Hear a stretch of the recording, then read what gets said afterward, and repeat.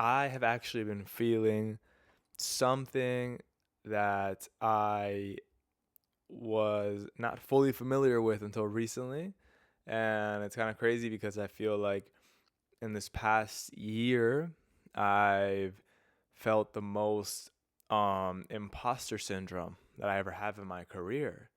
And that has kind of led me to feel recently as well in regards to YouTube that I was like, well, if I'm feeling lost like this in my career right now and I'm feeling like, what am I even doing? Like, do I even know what I'm doing? Like, am I even a photographer?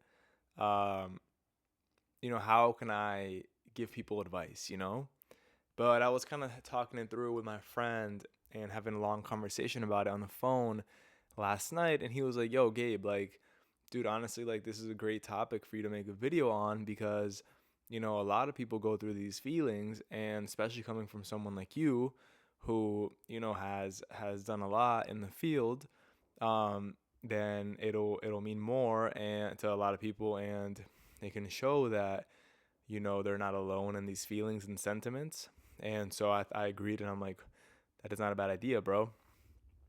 Whoa. Why am I running out of breath, dog? But anyways, so I spent the past like day and a half watching videos on YouTube about other photographers and how they share their ideas or their experiences or their thoughts on photography style, how to find your style, and everything that has to do with that. I also reached out to some photographers. I also reached out to old friends, all around. I've been putting out a lot of feelers, a lot of antennas, and getting people's feedback. And I'll tell you my own, internal discourse on the subject and how I feel about this for myself as well. Before we get into all that, if you're new here, my name is Gabriel Perez Silva. I'm a fashion and celebrity photographer based out of New York City. Yeah, all the work here is mine except this cow. I just really like the cow. But all the other work is mine, and check out all the other videos, dude. Like, I really put my brain into thinking what you can find helpful. And if for some reason you don't like this one, check out the other ones because definitely there's some cool ones there. Basically, your photography style is what sets you apart from other people, what makes your work unique. The goal is to be able to see your work when it pops up and immediately, without seeing the name, be able to recognize the photographer who took it. You could think of somebody who has a very distinct style, like Jack Bridgeland. Some people may or may not like it because it's so particular, but you can't deny that it's like unique to him. It's like really unique, and you recognize it, um, and everything he shoots basically is like that. Another person, and I think this girl is so cool, dude. Her name is Erica Kamano. She's a photographer she's like, I think she's Japanese and English. But basically her work, dude, it's like super cool because it's like, I don't know, I think the lighting is minimal. It seems to me that it's like, natural light, or in some cases like a strobe, or in some cases like a lot like constant light, but maybe like one light, like nothing crazy lighting. I think it's like more simple, but it's just like her themes, like it's so crazy because it always cohesive. Her editing, everything, it's beautiful. Her work is so sick, and it like you can tell when you see her that it like she is a part of it. Like she really does a good job, finding a narrative to her and to her storytelling part of her style. Like it's very defined and visible within her and her work. And you can see once again the relationship between herself and the body of work. And I think like that's a good example of like, what I'm striving to find, the style. And I just feel like in this past, especially month and a half, it really got into my head where I'm like, dude, like, do I even have a style? Like, is this like, am I falling behind because I like I'm like, am I not where I should be right now? Because I'm like, and I can't get to this next level because I have to figure out my style first. And these are the things I've been going through my head. And, I mean, if you've been watching my videos for a while, you know that I overthink a lot. I'm my biggest critic. I mean, as most of us are, but I really like, go ham on myself. And so I started like, thinking and thinking. I'm like, damn, bro, like, what am I doing? Like, what's going on? And of course, it didn't help that it also happened to be a really slow month. And when it's like when it's really slow, like, I feel like I'm not really using myself. Like, I feel like I started getting a little bit smooth brained, and I started like just getting a bit down and stuff. But one thing I realized for myself is that I feel like I would just tell myself, I'm more of a like, I don't know. I realized I really haven't been. First of all, I really haven't been shooting. Like, I've been shooting a lot, but I've been shooting for a while. Like, a lot of like commercial stuff, like a lot of clients, like job stuff. And that's important. It's like jobs. Or I've been shooting a lot of like get ready with me's, and it's hard to have like to really display, you know, your work there. And even where I have shot editorials, which there was like one year where I shot a butt ton of editorials, for magazines and stuff, I haven't really taken the time to like plan shoots, and really bring my ideas to life. I realized that I'm like, that's something that I have not, and I was like, maybe this is not my vibe to do all this, like putting this stuff together and whatever. But I'm like, nah, it's like, where it makes you uncomfortable is probably a good indication of where you need to like go towards. And I feel like that's something I'm incorporating, that I'm going to start doing these next few weeks, next few months, like putting together editorials, at least one creative editorial every month, and bringing, making mood boards, bringing, creative ideas to life, really just having the chance, giving myself the opportunity to develop my style, because I'm like, I haven't been shooting enough and not in enough situations where I could actually develop this style. You have to shut up and work and work and work all the time and produce and produce and produce. And the more you produce, your character or your talent will emerge. For better or for worse, your identity, your personality, your vision, whatever, as long as you work and work and work and make enough things to choose from, you'll be able to have an edit. You'll be able to edit something that becomes who you are. Talking with a friend of mine who was a photo agent, not my photo agent, but a different one, he was like, yeah, you need to produce a lot, but at the same time be very intentional about it, because sometimes more is too much and less is better. But at the same time, like, there's a nice medium, because you want to give yourself the opportunity to produce more, so to develop it, so shoot more. But also, when you are going to do it, like, make sure it's really the right situation, like you plan it well, like you're bringing your idea to life, you have the mood board, all that stuff. And these are the things that I kind of like, I got to like not be lazy about it and get my, put my boots on and, and hit it. It's like, I already have the base, I just got to do it. And even today, I like went on my Instagram, and this isn't like a promo, insertion of whatever in the video, but then I uploaded some prints to sell, and I was like, let me toss up some prints to sell, cause but and I was like, dude, like they're really lovely. I'm not gonna lie, there's some really lovely ones, especially the ones in Elba in Italy. But I was like I there's so many cool ideas that I've had for a while that I just haven't done. I'm like, those could be cool prints too. And I'm like, just wait and see. In a couple of months, I think there'll be some cool stuff. One of the topics that one of the videos I watched, the YouTuber is called Simon Enredemont. You don't know who I'm talking about, though. I think it's like a French photographer. He brought up the point, is it a positive or negative, to have a style? Is it something that makes you unique, or is it something that makes you boring and predictable? And I've felt this as well. I've wondered this too, because I'm like, on one aspect, I'm a person that likes a lot of different things. And I'm like, I think some things just look better shot in different ways. And do I really want to compromise that because I want to keep everything within my constraints of the style? But on the other hand, you shoot everything the same, it's better for clients because they know exactly what to expect. And you can start becoming a lot more known, with your style. And I've like gone over this with other friends too. And cuz I was like, bro, like, you know, I like to shoot a lot of things. I like to shoot a lot of different things. Like sometimes I just want to walk around my camera and not bring my whole lighting kit. But if I choose a style that includes certain lights, can I never shoot because I don't have it with me? I feel like I start going in circles in my head and like confusing myself more. And I don't know. She like a few people told me like it's not just a lot of it is how it's edited.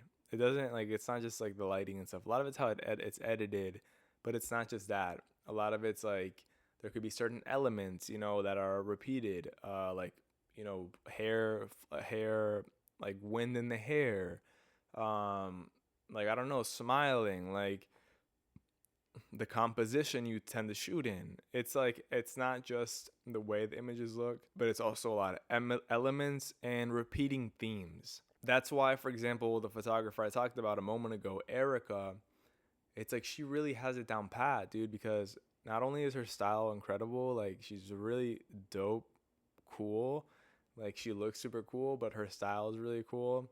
Her work is awesome. But she really has like, her work is really based on like the cultures and subcultures of like, you know, Asian Asian culture and subcultures. And like I don't know, like her personality really shines through. And I just think that's so cool. And it's like she really has it down pat in all senses. But talking to my old agent friend, he was like, dude, you have to like tell a narrative. And I was just in my head like, what if you just don't have a narrative to tell, like what it like what if you just don't have anything to say right now, you know what I mean? And then he said, well, you always have something to say. And that led me to continue to ponder on that. And I can't tell you it's my conclusion yet because this is an ongoing, you know, thing I'm thinking of and how I'm gonna do that or what I'm trying to tell because I'm not sure what I'm trying to tell right now. You know what I mean?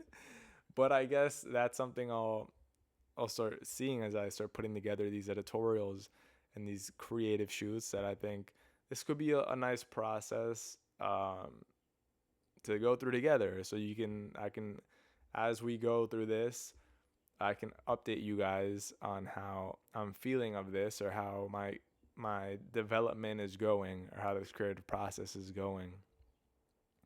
Another photographer who gave me like another big tip was Cesar on Instagram. Let's see what his last name is. Hold up, I've known him for a long time. Cesar Boitrago. And basically, here, let me see what he said. So he told me about another big photographer who basically I think he like took a course with him or something. He's like a really good photographer, but this is a technique he teaches or used to teach. So this is like, I'm putting y'all on right now with like a technique that is worth the money. And we could all use this because from what it seems, a lot of us have been feeling this. And basically it says, go and look at photographs and collect 100 of them, like screenshots, and dig through people and things that inspire you the most. Look at them, get to know them, process them, and narrow them down to 50 3 to 4 days later. Then after that, narrow to 20 a week later. Then after that, narrow them to 10 images that visually describe the things you stand for, then color treatment, composition, type of subject, etc. And use that as a reference to go back to when you feel lost. Which I thought that was really helpful, and I'm going to use that. I also, with another friend, she told me that one thing she does is that, and we did it together, this little experiment, where we both went on each other's Instagram and our portfolios online, and we screenshotted the images that we feel like we stand out in, and we feel really show our style, and we screenshotted them and sent them to each other. And that I feel like that was really helpful because it gave that kind of base and reassurance a little bit. Because then I went and like used some of those to also build a little like square with a few images in it of like covers and editorials I did, but I feel like there was a cohesive theme there.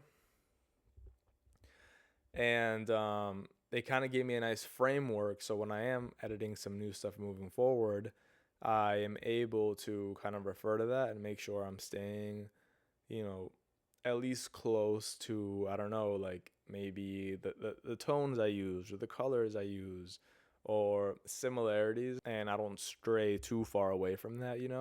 I'm not gonna sit here and pretend, and say yeah because this, because that, because like I said, this is like it's something that I'm on this journey myself, so I don't have all the answers. But another point that the video I watched from Tatiana Hopper is that everyone thinks they need to be original.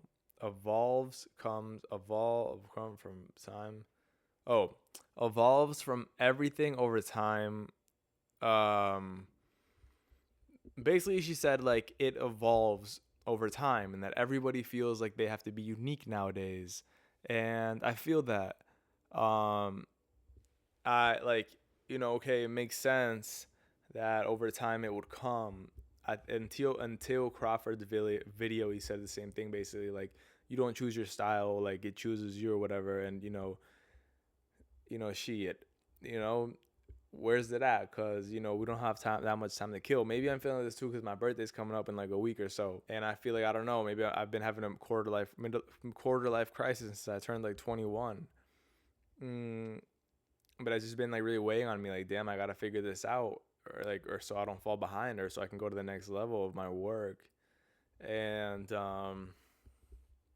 and I know y'all like, I was telling my assistant, my main assistant the other day this, and he's like a good friend of mine too, and he was basically like, Gabe, damn, like it sucks to hear you say this because he's like, I want to be where you are, and it makes me feel like if I like once I'm where you are, then am I ever gonna be um like feeling fulfilled? And I was like, dude, like this could also be like a character flaw thing, I mean, pro and con, because it could make you more driven, but at the same time it's like that. I was listening to this conversation the other day where it was like a real driven person will always feel like they're not doing enough, and it's pretty true. Like I've spent a lot of time thinking like, have I done enough? Could I have dedicated more energy or effort, or I don't know, like, or on the other hand, should I have tried to do less but spent more time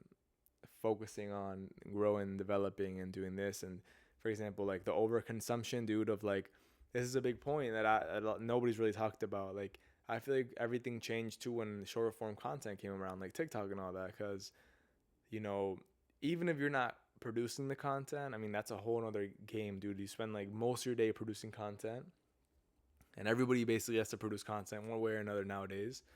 So I've taken a step back from TikTok for this main reason, to conserve my energy, because there's so much energy that's being put out and being let go of that you should be using to put into your work. But I feel like once this short form content came around, like even consuming, like it just sucks so much energy out of you that you could be putting into your work, that it just leaves you feeling depleted. And I feel like that's contributed to a lot of peers feeling very like kind of burnt out, a little bit. And yeah, I think maybe I want to hear your thoughts on this, because I know it's a little frustrating, that you have to play the game, to be in the arena or whatever. And nowadays with the whole social media, like you can't just be like a photographer without playing the game. This is a pretty in-depth conversation, because I'm also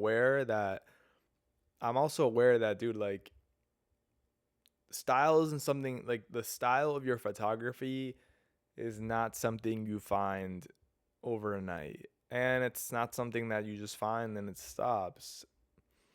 That's something I've struggled understanding too, because it's like, yeah, it continues developing as you grow and as you change. But one thing I get confused of is, I'm like, what, do I just pick up the camera on day one and choose my style, and it's like once it's chosen, it's locked in and I can't change it again, like It's the military. I sign up and I commit to like a 7 year period, and I don't know. I have a lot of different, like, I think so many things are cool. And it's like, I used to think that I used to kind of take pride in being able to shoot so many things. I used to be like, yo, like brands will see that I'm versatile and I'm just like, I have talent and I can like do all these different types of things, and shoot things in different ways. But my other boy told me the other day, like, he's a photo agent. He's not mine again, but he's a photo agent. So he has experience in this and he basically studies people and their styles all the time. He basically was like, well, you don't want to be the guy who shoots everything because then you'll always be the second pick. And I was like, damn, that's pretty crazy. I made a video about this like maybe a couple weeks ago, maybe a few months ago. But I think recently it's really been hitting me like, yo, like I gotta figure out my style. And in a way, like made me really insecure about my work. It's been my biggest insecurity in my work in a long time. And it's strange because like I said at the beginning of this video, like, it's the first time I've really had like an imposter syndrome this year. Like when I first started, I was much more confident. And there's actually a name for this. Somebody commented on a video that I made. You know what the worst type of photographer is? The photographer who's not a beginner, he's not a pro, but he's one step above the beginner. Because usually those people aren't new enough where they feel like they don't know anything and they're very humble, and they're not pro enough where they know that nobody knows everything and there's always more to learn, but they're at that point where they feel like they're hot tamales or something, bro, or they feel like you like, I don't know what it is, dog. But it's like every time it's interesting when I go to photo meetups or photo stuff like that.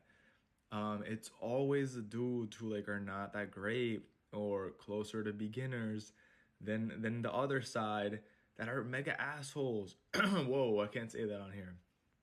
And the ones who are much better are usually the ones who are nicer and cooler. They're just always like, you ask a question, they treat you like you're a chump, or they'll like everything you do, like, no, you do it this way or that way. They think they know everything.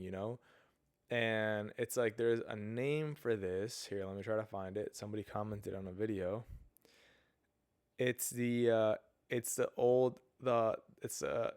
it's a good old Dunning-Kruger effect, as he said. And basically the Dunning-Kruger, it makes a lot of sense.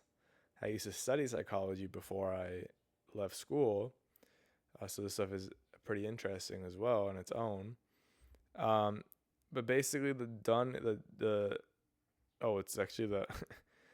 it's actually the Dunning-Kruger effect.